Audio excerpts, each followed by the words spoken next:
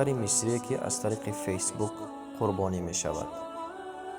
ин духтар аз тариқи фейсбук бо як писар ошно мешавад ва ин писар мегӯяд ки ман аз кишварҳои халиҷ ҳастам ва мавриди алоқаи духтар қарор мегирад.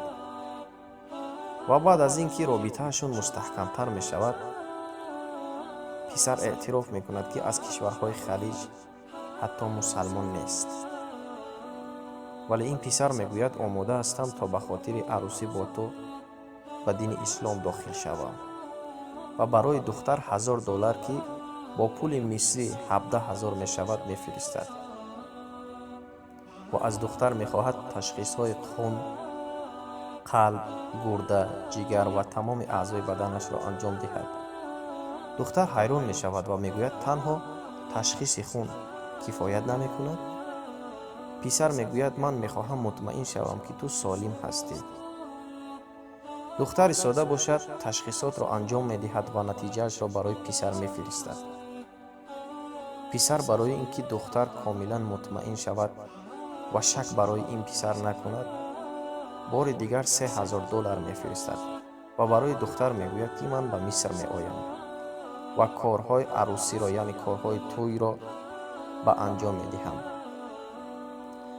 баъд аз чанд рӯз ин писар ба Миср меояд ва зуд корҳои тӯйро анҷом медиҳад ва барои духтар мегӯяд мо ба хориҷа меравем, яъне корҳои сафарро ҳам анҷом медиҳад ва бо ҳам ба хориҷа мераванд. баъд аз сафар духтар яку якбора ғайб мезанад ва нопадид мешавад ва бо оилааш дигар ба алоқа намебарояд. иртиботаш канда мешавад. оилаи духтар, яъне падару модари духтар, ба полис хабар медиҳанд. баъд аз як ҳафта полис ба хонаводаи ин духтар занг мезананд ва мегӯянд духтарашонро пайдо карданд. ва вақте падару модари ин духтар ба назди духтар мераванд ва мебинанд ки ҷасади бидуни дилу гурда ва ҳеҷ аъзои баданаш нест.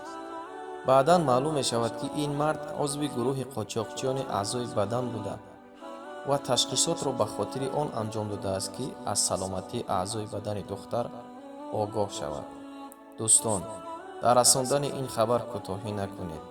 мумкин аст шахси дигаре низ дар маърази ин гуна хатар қарор дошта бошад.